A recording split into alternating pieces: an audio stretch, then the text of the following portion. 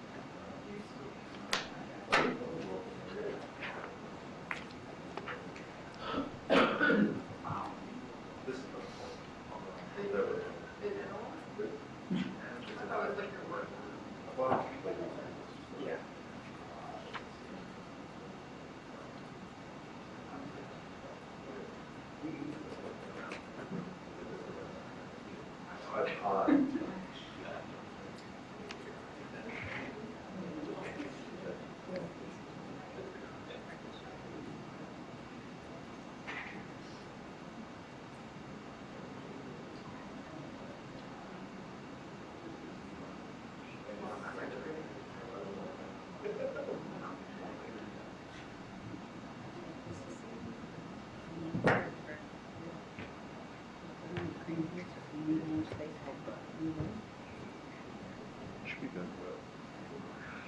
So Jason has now finished numbering everything according to their list. So we need to make sure this is this is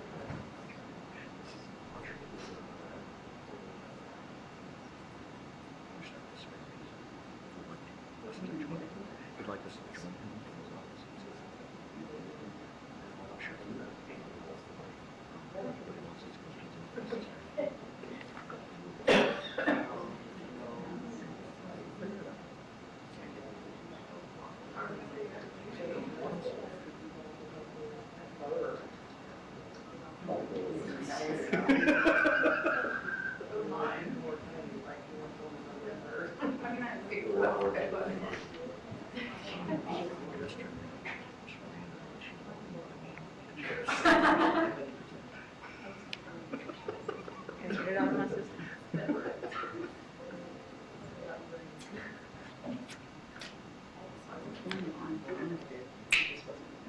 Yeah.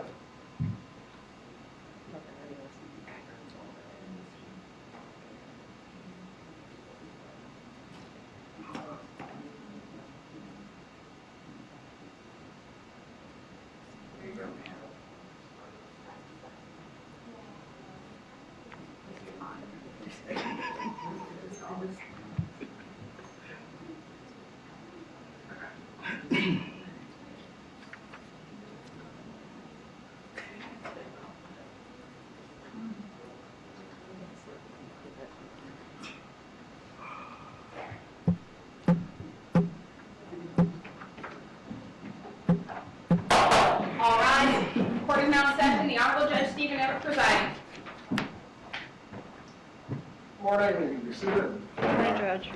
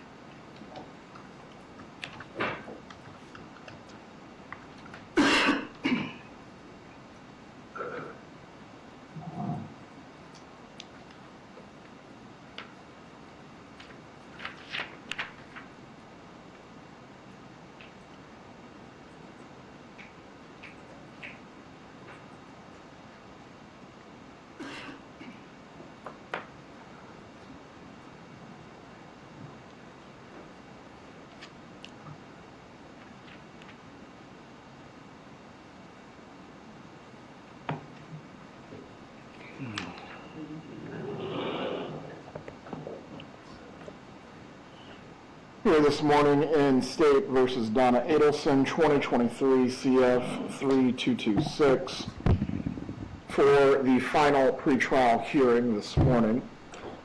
We're going to address all of the outstanding motions and also some matters pertaining to the trial, which is still scheduled for the selection of the jury starting on August 19th. The parties can make their appearances for the record. Georgia Kappelman for the state. Jackie Bolton for Mrs. Adelson.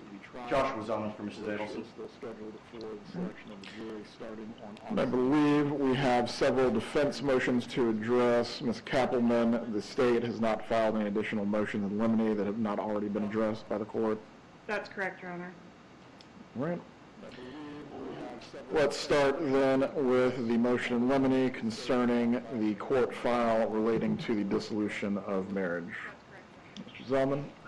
Thank you, Your Honor. Your Honor, as is my custom, I lay it out in motion. It's our position that the vast majority of the court file, even with the court taking judicial notice, is inadmissible. It's irrelevant. Paragraph 7 of my motion provides a somewhat comprehensive list of the items that are in there that have no bearing, have no relevance. They're not material in any way to this case. And so we're asking that, aside from a very limited number of items that the state can establish has relevance and it's not barred by hearsay, we're asking that the court exclude that file. Ms. Kappelman, which parts of this file is the state seeking to admit as a part of its case in chief? The entirety. Right, as to the items that deal with, as identified in paragraph 7 of the motion, what exactly would be the relevance first, and what is your argument as to hearsay? For relevance, Judge, it goes to the motive, the level of intensity of this litigation, the volume of the paperwork suggests that it was very litigious and went on for some time. The words that are used are strong, even hateful, and this was a cause that was adopted by the defendant, as the emails evidence will show. So it's important for the jury to understand the foundation of this motive is this litigation that began with the divorce, continued beyond the divorce with the child custody issues that developed later. All right, so in part, the volume of what occurred over the divorce proceedings, you want the jury to recognize this goes to motive in some way. Yes, Your Honor. In reference to hearsay, the items are not being offered for the truth of the matter asserted. There obviously was a litigious divorce, but it's being offered to show the effect on Ms. Adelson. These items were shared with her. The evidence intends to show she was very involved in the pleadings. She was sent the pleadings and offered detailed responses for how Mrs. Wendy Adelson should respond to the pleadings. So it's very bound up in the state's theory of the motive for the case. All right. Mr. Zellman, as to your client's emails to her daughter as this litigation was going on, are these contested in any way? With respect to the initial dissolution proceeding, no. However, in reviewing the emails, the post-dissolution matters that were filed by Mr. Markel, there's no evidence in those emails that those pleadings were shared with Mrs. Adelson. And so certainly, if the state's theory is that it goes to the motive, and that's their way of getting around hearsay, they have to establish that the pleadings were sent to her. My review of the emails show that did not happen. So they can't go to show my client's motive if she didn't receive that. All right. As to any pleadings that correspond with emails or communications that were made by the defendant and otherwise demonstrate her role in or some part in the divorce case, as to those, I'm going to rule they are admissible. The pleadings themselves, if they're being offered not for the truth of the matter asserted, but to otherwise demonstrate motive or intent, those are admissible. However, Ms. Kappelman, as to the bulk of the file itself, I do believe the defense is raising a clear point on this. Absent a connection or a nexus between the defendant and specific aspects of the divorce file, what is your argument concerning it? There are pleadings in there that are not necessary to show the motive, but I did offer the exhibit itself in its entirety to demonstrate the bulk. If Your Honor is not inclined to allow those pieces of paper that cannot be directly connected to the defendant, may I be permitted to show the exhibit as a demonstrative to the witness to verify that that is the entirety of the divorce file? It is permitted as a demonstrative. You may also ask questions that generally deal with the amount of filings and also the volume of the case, but ultimately as to responses for production or mediator notices, I'm inclined to agree with the defense as to that point. If there's not either a relevant connection or a nexus between the defendant's actions and then what occurred in the dissolution of marriage case, all of it does not come in as substantive evidence. But I do want to make clear on this point, Mr. Zellman, as to what the witnesses will testify to, and none of us will know this until the evidence actually begins. This file can be used for the purposes of impeachment, and it can also be used for purposes of rebuttal. Depending on what the witnesses say, what might be not a part of the state's case in chief may still be available to them through other means that are permitted by the rules of evidence. Is everyone clear on those? Yes, sir. Yes, Your Honor.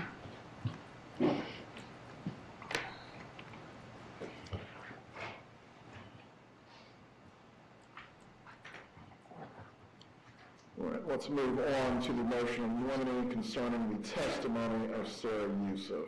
Mr. Zellman. Again, Your Honor, we stand on the motion. Ms. Kappelman responds. I would just ask Your Honor to reserve on her. The state has no intention of calling her, so I don't think, unless that changes, that there's any reason to address her testimony at this time. Well, and I assume you are going to leave Ms. Youssef available as a rebuttal witness if necessary? Yes. If a witness is not going to be called, it essentially moots the issue. On that point, Mr. Zellman, the state is not committing to calling this witness. If they do call them at that time, I will issue a ruling concerning your motion in limine. Yes, sir. As to any purpose of rebuttal, ultimately what comes out as a part of the defense case, Ms. Youssef still is able to testify in that capacity.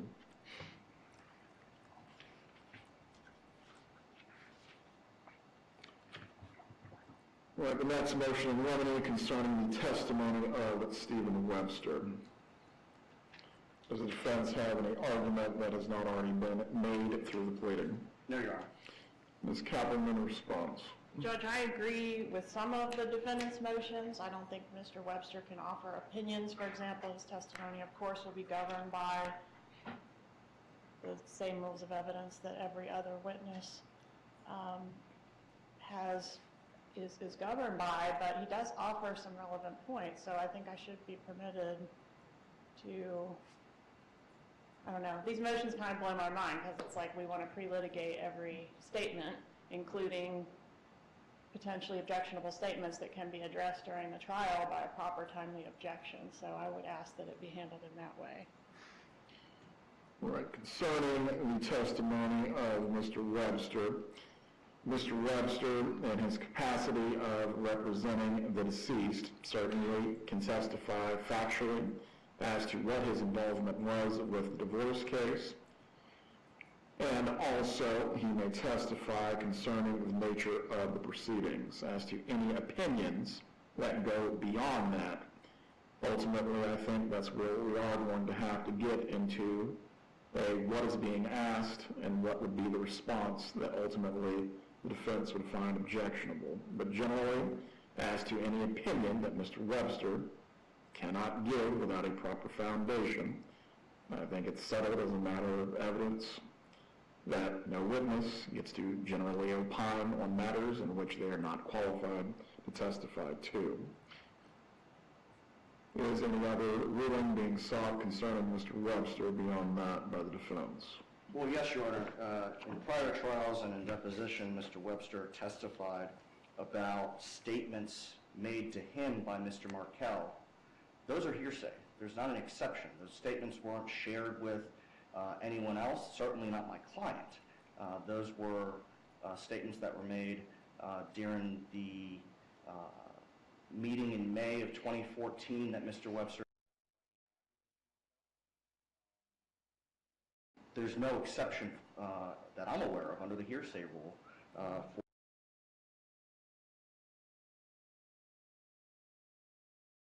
statements made by the deceased to Mr. Webster. Ms. Kappelman, do you have an argument? I think I agree in general that those statements would be hearsay. I don't recall what my theory of admissibility was in prior trials, but I would agree to approach if I intend to elicit a statement made by Mr. Markel to his attorney and offer my theory of admissibility prior to asking the question if I decide to do that in this trial. I don't think I plan to do that, so it's hard for me to address what that theory might be now.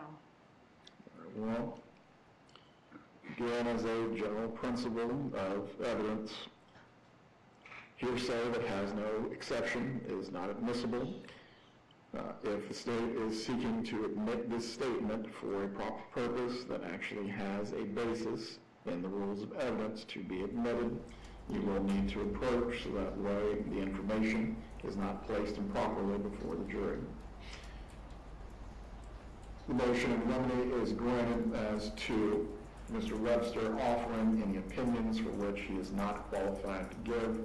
The court will reserve the ruling on the issue of any statements that he may testify to by the deceased. If the state, again, will have to present an actual exception to hearsay in which the matter can be placed before the jury. All right, the renewed motion in limine concerning the Latin Kings. Mr. Zellman? Yes, Your Honor. This goes in part to the theory of the defense and why Mrs. Adelson acted the way she did, the language that she used on the 2016 wire calls. Typically, I know that we would want to have the foundation laid through her testimony for that, but if the court were to bind our hands in questioning the state's witnesses, it would be too late to wait until she testifies. We would lose the ability to cross the state's witnesses on that issue. It's very limited. You have Luis Rivera. There will only be a few questions at most. Potentially Charlie Adelson, depending on when state calls him. Certainly, Special Agent I believe it's Jimenez. Now, in the last trial, he outright testified that he was, I guess, at least pretending or trying to influence your client as a member of the Latin Kings gang. Yes, sir. All right. To that end, Ms. Copperman, what is your argument? Same as my argument has always been on this issue, Judge, which is that Rivera was a gang member. That's why he was recruited to do this. I think that's relevant. But the fact that he was a leader of a specific gang, I think is just bad character evidence that doesn't lend anything additional, more prejudicial than probative, and I would ask to exclude those details. Similar to what we had in the last trial, as to this painting the character of Mr. Rivera specifically in a negative light, the court's ruling will remain the same. As to the witnesses, though, Mr. Jimenez or other witnesses that may present this topic unsolicited on their directs, once the horse is out of the barn, it's out of the barn. As far as any cross-examination of Mr. Rivera specifically, the defense may cross-examine Mr. Rivera as to his role as a gang member and why he was recruited into this matter to specifically serve a purpose as it relates to the conspiracy of the killing of Dan Markel. Now, with regard to undercover or the former undercover agent, Ms. Cottingham, this is where the analysis begins to diverge on this topic. He specifically approached the defendant as a Latin King member, correct? No, sir. My recollection is, I mean, I know that was his testimony, but and I would instruct him not to say Latin King in the future. However, he didn't say anything to Ms. Adelson about being a Latin King. I guess that was his version of acting like a gang member. I don't know how well he did. Ms. Adelson didn't seem to think he did very well. But that was the intention. He did not represent himself to her verbally as a Latin King gang member. He was not wearing any clothing or other signifiers that he was a member of a specific gang. I think the idea was just, you're an associate of this killer who is a gang member. Any response on that topic, Mr. Zellman? Just looking at his previous testimony. My role, I'll quote from page 1067 of the trial transcript of Mr. Charlie Adelson's case. Starting at line 20, question, can you explain what that operation was? Answer, my role in that operation, I was portraying a Latin King gang member and I was instructed to conduct the bomb. Continuing on 1068, question is, all right, when you say you were posing as a Latin King gang member, did you announce yourself as a Latin King gang member to the person you approached? I did not. Okay. So you're just, that's the role. That was my role. You're a character. That is correct. That is his testimony. And yeah, I believe that once, especially with the call that my client made to the undercover on May 6th of 2014, when he became verbally aggressive towards my client, that factors into his role as a Latin King gang member. And I know in the previous hearing last year, Your Honor questioned whether there was a difference between a Latin King gang member and simply a gang member. The answer is absolutely. In Miami, in South Florida, there is absolutely a difference between a gang member and a Latin King gang member. Even with that being said, this ultimately goes to your client's state of mind, who is going to establish how she knows the difference between, forgive the pun, the garden variety gang member and a specific gang member. I think between her testimony and anticipated testimony of Charlie Adelson. As to the questioning of the former undercover officer or special agent Jimenez, I will permit the defense to question the former special agent as to whether he was portraying a member of a specific gang as a part of his bump operation. Depending on what the answer is, we will revisit the issue of whether the name Latin Kings needs to be specifically uttered as to either Mrs. Adelson or Charlie Adelson testifying concerning her state of mind and knowledge of the Latin Kings.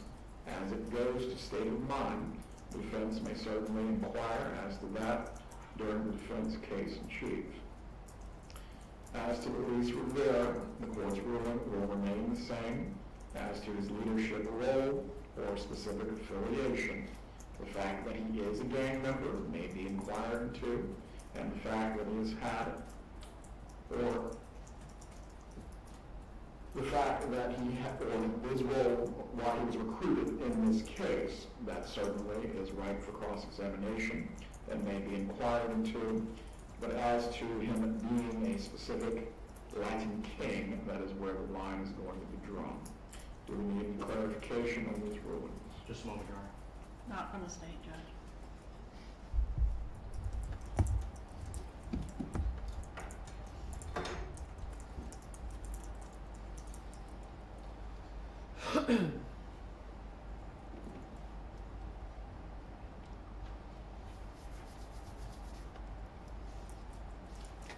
So the concern we have, Your Honor, is that Mrs. Adelson, part of her state of mind, her level of fear, is that it's not just that she learned he was Latin King, but that he was the leader of one of the branches of the Latin Kings in South Florida. That heightened her fear. And of course, she will testify to that. I cannot make her testify. If she is committed to do so as a part of her defense, that's her choice. But ultimately, someone with competent knowledge has to testify to this fact. Eliciting information about state of mind from a witness that either has not spoken to your client or either has no knowledge of the state of mind, I'm not sure how that can be accomplished other than either your client herself, her son, or someone else who has direct knowledge of her state of mind at the time, unless you have an argument. So I guess the way that we could accomplish that, Your Honor, is that Mr. Rivera, he is under a defense subpoena. We would ask that he remain for the defense case so that we can call him on our case in chief. That's fine. Mr. Rivera, as I recall, never had any direct communication with your client, but this is to elicit another relevant matter. That's correct, Your Honor. It would be, once we establish the foundation, I would want to recall him for the specific purpose of him confirming that he was a leader of the Latin Kings. Very well. Mr. Rivera will remain under the defense's subpoena until the conclusion of the trial. Let's move on to the defendant's motion of limine as to the interpretation of emails, recorded phone calls, and text messages. Which witnesses is the defense referring to concerning this motion? Your Honor, I think it goes really to retired Detective Isom, Special Agent Sanford, potentially Jason Newland. I think a number of witnesses have offered interpretation of statements that were made. Now, we're not talking about coded language. Coded language is treated different.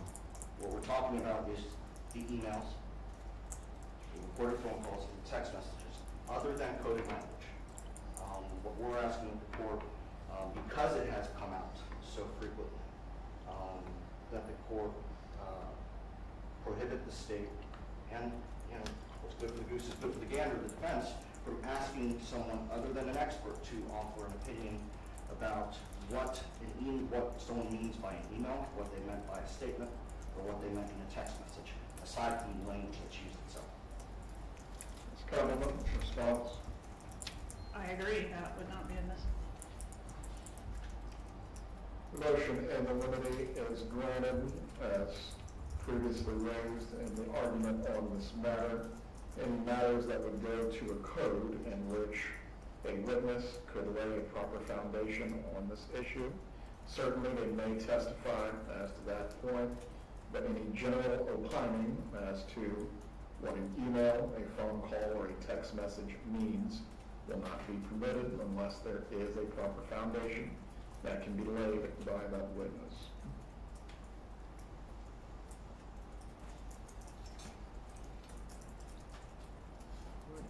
Next, the defendant's renewed motion in limine concerning travel as consciousness of guilt.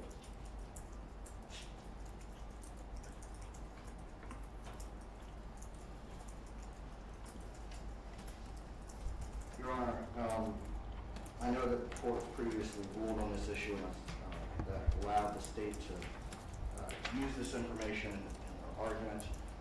The new information as I've laid out in paragraphs 4, 5, 6, and 7, I stand on the motion.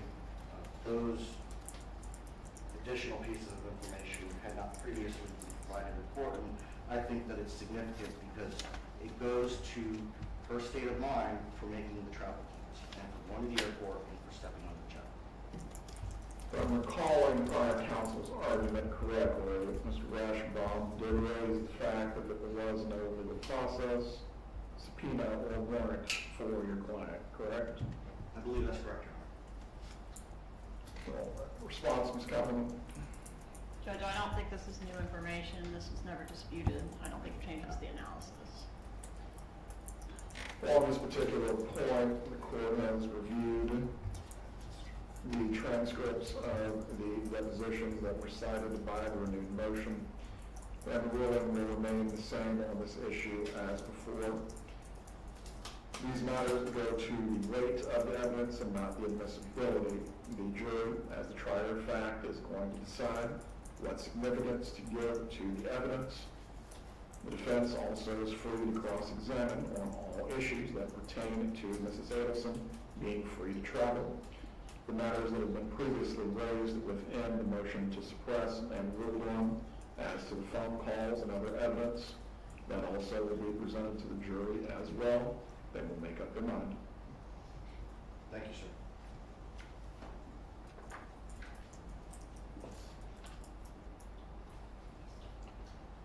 Well, I believe that covers the defense motions. And Ms. Kaufman, you stated that the state did not have an additional motion of remedies that not have been previously ruled on. That's correct, Your Honor.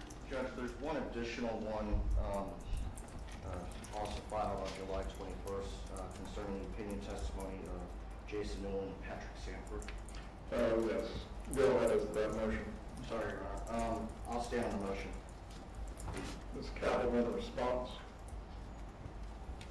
Judge, the defense elicited personal opinions of these witnesses at deposition about the lawyers and their ethics and how they think they might have been involved in the new investigation, and now seeks to suppress those opinions, which are clearly inadmissible. I don't understand it. I don't know why we're doing it. I would never elicit such a thing. Well, Ms. Kaufman, even though it might be inquired into at deposition, ultimately, if there's a basis to exclude it pre-trial, that's why it's being raised now. Of course. There is no reason to elicit it at deposition, and it could never be admissible at a trial. So we're just wasting paper and time, these motions. No objection. The state is conceding the issue. The motion is granted as to any opinions that would be offered by either Investigator Newland or Special Agent Sanford. Again, there must be a proper foundation for them to offer an opinion on a subject. If they don't have the ability to do so, it cannot be presented as a part of the case in chief.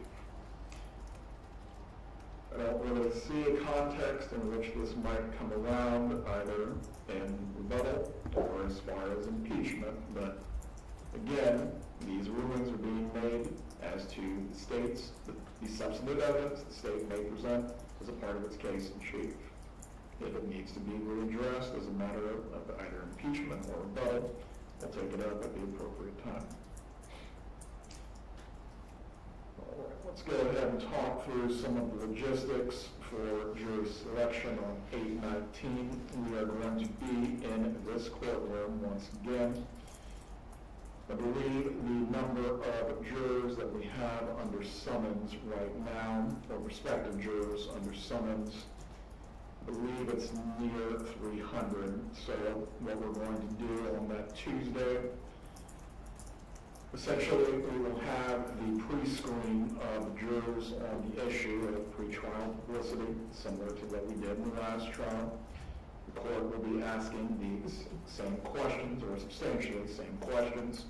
Both parties will have an opportunity to follow up on the court's questions on the issue of pretrial publicity. If a prospective juror is deemed suitable to return for a group voir dire, from there they will be given the date and time for which group voir dire will begin. For the pre-screening that will take place on both Tuesday morning, Tuesday afternoon, potentially Wednesday morning and Wednesday afternoon, I would anticipate by that point we would have a suitable pool of jurors from which, going through the pre-screening process, anyone who has had an issue, or either the court believes, the state believes, or the defense believes, is not suitable to go to the group voir dire. From there, each party will have an opportunity to make their objections known as to that prospective juror, and either they'll be told to return or they will be excused at that point. Does anyone have a question about the pre-screening process? No, sir. There you are. Also, as well, so that we don't have any issues similar to what occurred in the previous trial, in which I believe there were allegations the jurors were speaking to each other. We are going to have additional bailiffs. The prospective jurors are going to be instructed not to speak to each other. It might make a long day for them, but they will be sitting in silence. We will provide reading material to them, and we'll have extra bailiffs on hand to ensure that no one is speaking to each other while they're waiting to be screened. Does anyone have anything they need to raise concerning those? Is it your Honor's intention to handle the pre-screening, I don't know what it's called, instructions that happen down in jury assembly? Yes. Okay. I believe last time, I'm not sure if someone else qualified or not, but for each group that will be qualified, I will do it personally, so that way from beginning to end, they're seeing me, hearing me, and understanding you're not to discuss the case or anything else with each other. Perfect, that's the state's request. Judge, how many of the 300 are coming each day? Broken up into groups of 50. So 50 in the morning, 50 in the afternoon. We may not even need to get to the end of this grouping altogether if we are able to go through the pre-screening process on the issue of pretrial publicity. Once we have, say, 100 to 110, that's more than enough to get 12 people. How do you intend to handle proceeding once we successfully select a jury? Once we have selected a jury at that point, and also I believe too, we'll need at least 2 alternates unless the parties wish to have 3. We defense would request 3, Your Honor. Very well. Then once we have our 12 jurors and 3 alternates, at that point we will swear them. If we have enough time to actually move into opening on that same day at the selection, we'll do that, so that way we can start to begin into witness testimony seamlessly without issue. How many days is the state anticipating to go through its case in chief? I think best case scenario is 5, worst 7, so 6. I could see how it could run into the first part of the 7th day, Judge. I think 6 is a comfortable estimate. Let me bring up my calendar.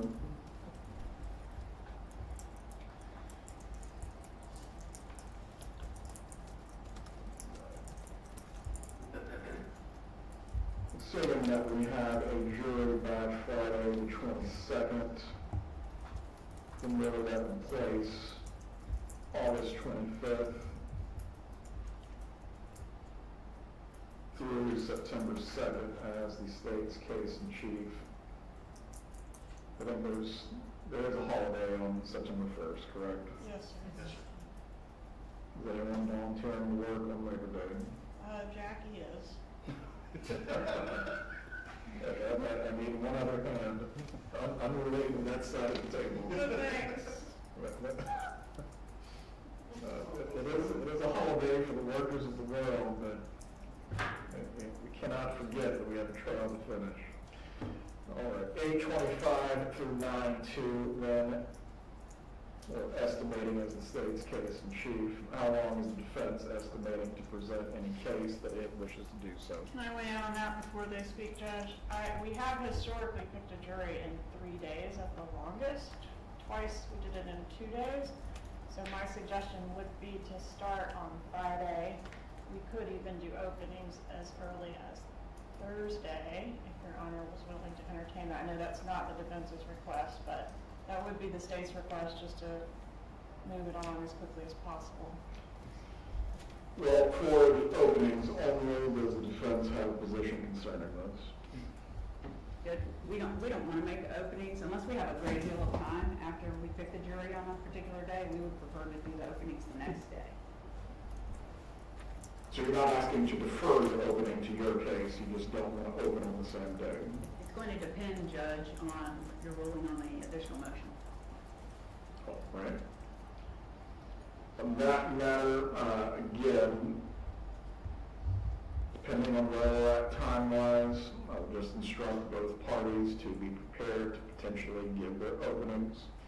I'm not going to place a time limit on the opening statements, but obviously, each party will be the captain of its own ship as to how you will captivate the jurors.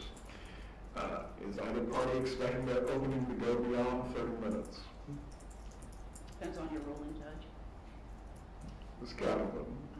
Yes, I think it could be up to 45 minutes. It's not going to be different than it was previously, but I'm sorry, I don't know how long it was. I would say 30 to 45 is comfortable range, Judge. Right, as to the defense case, once we are finished with the state's case, how much time are you estimating? It depends on your ruling, Judge, but anywhere between 4 and 6 days. 4 and 6 days. So that would place us then around the week of September 8th.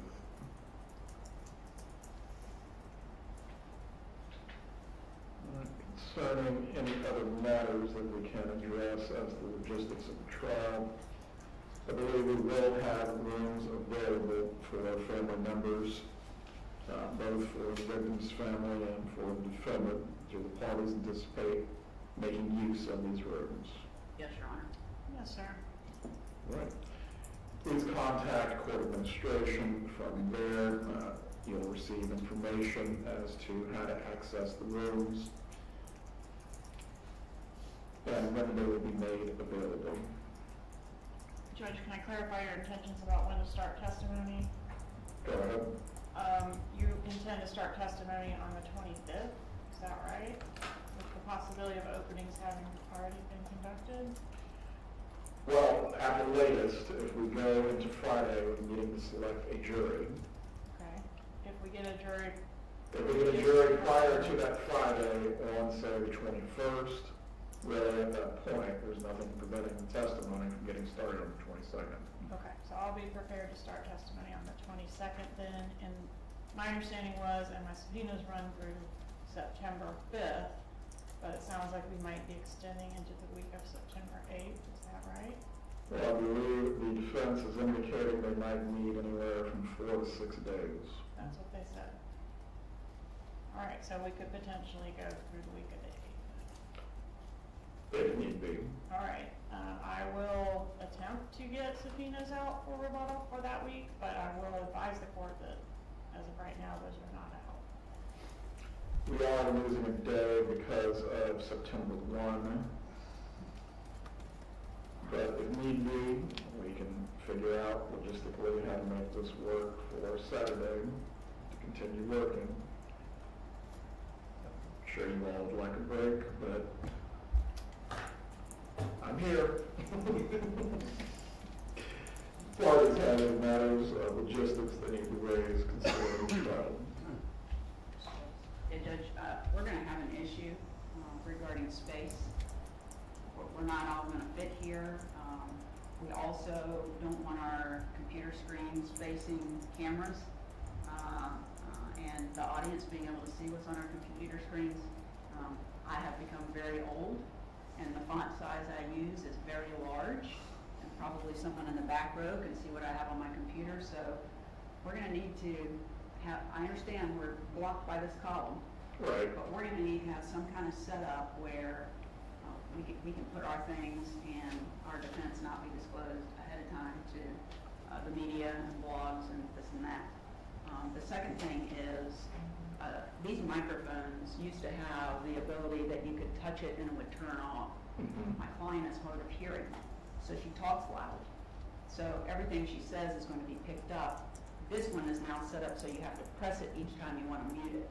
And, right, press and hold. You got to hold it down for it to continue to stay muted. And we're going to ask if the court admin could put it back to the function where we can push it off. I don't think there's going to be any opportunity in the trial for someone to not pick up on a recording Mr. Zellman's voice. He's very loud. I tend to be loud too. So it's not going to be a record issue in our position, but it's certainly going to be a problem when we're trying to speak to our client about something because it's going to be heard.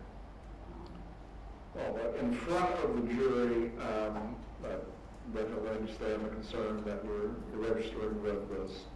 It implies what can be done for the microphone on the table.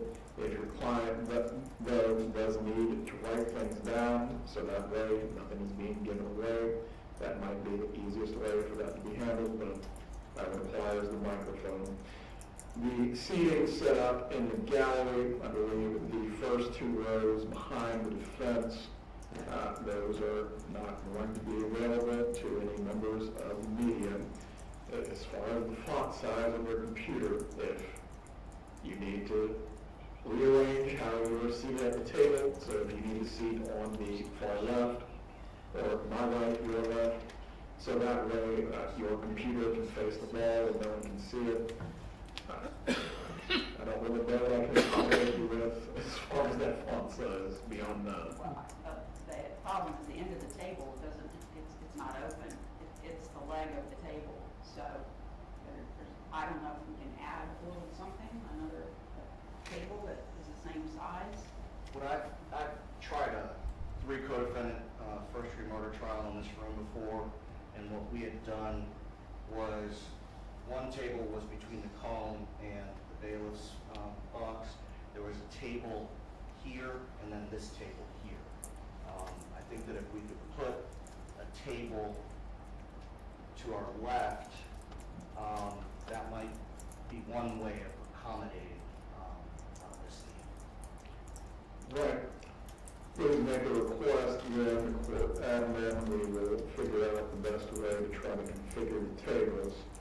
Ultimately, for what needs to come in with, and I believe the state is going to try to, or needs to bring in its equipment, audio equipment. Yes, Your Honor. All right. Because of that equipment and how it will need to be set up, the tables and how they're configured can't interfere with that, and we'll try to accommodate that as best as possible.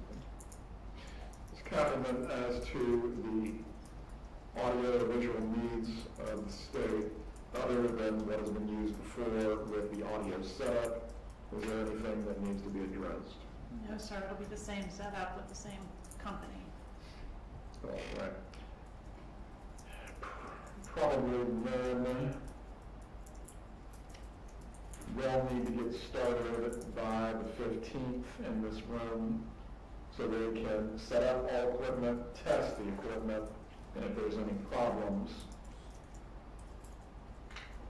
we'll be able to figure out what needs to take place before we actually get started on the 19th. All right. For the media presence that will be here as well, I believe it will be similar rules as it's been in the past. There will be one live video camera, there will be one still frame camera. Obviously, the bloggers and reporters, they are permitted to take notes as if they were print journalists. But the initial rows behind the state, Ms. Kappelman, I assume the victim's family is wishing to appear. Yes, Your Honor.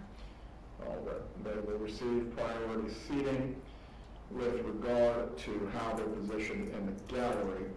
After that, it will be free to the public and the press to seat in all areas that are available.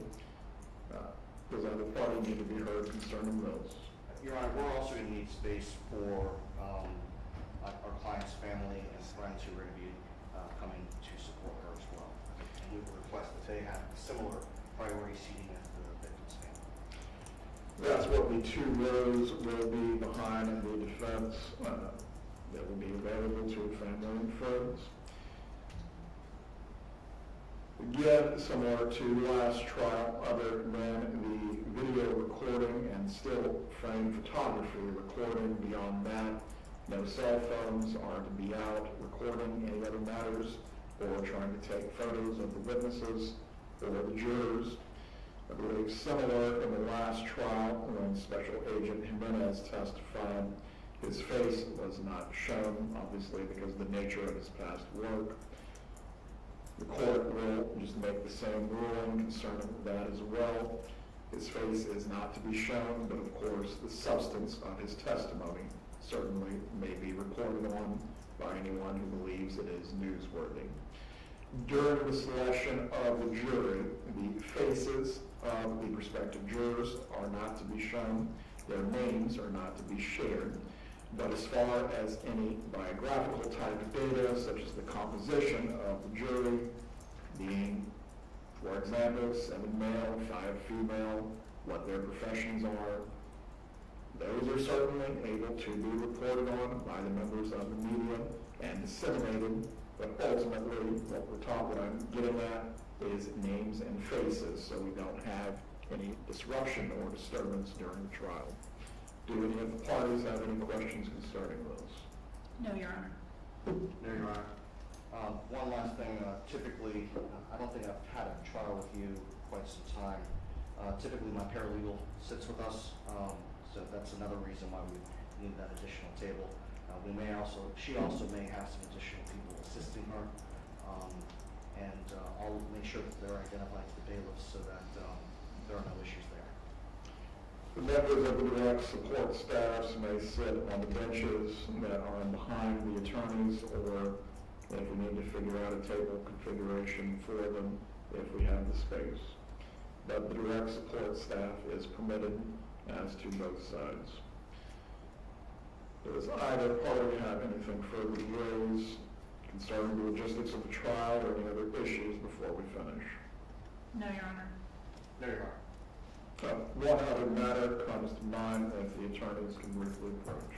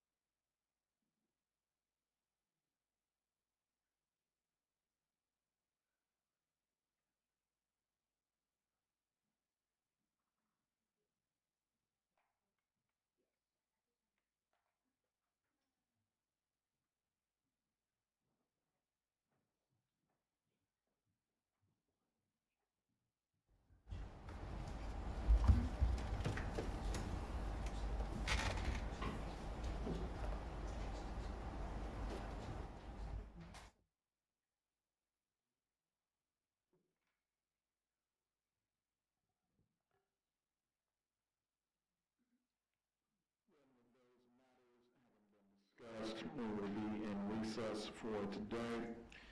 The jury selection will start August 19th at 8:30 in the morning after the initial group of jurors has been qualified. From there, we will move into the pre-screening process as previously discussed. Have a good day, everyone. Thank you, Judge.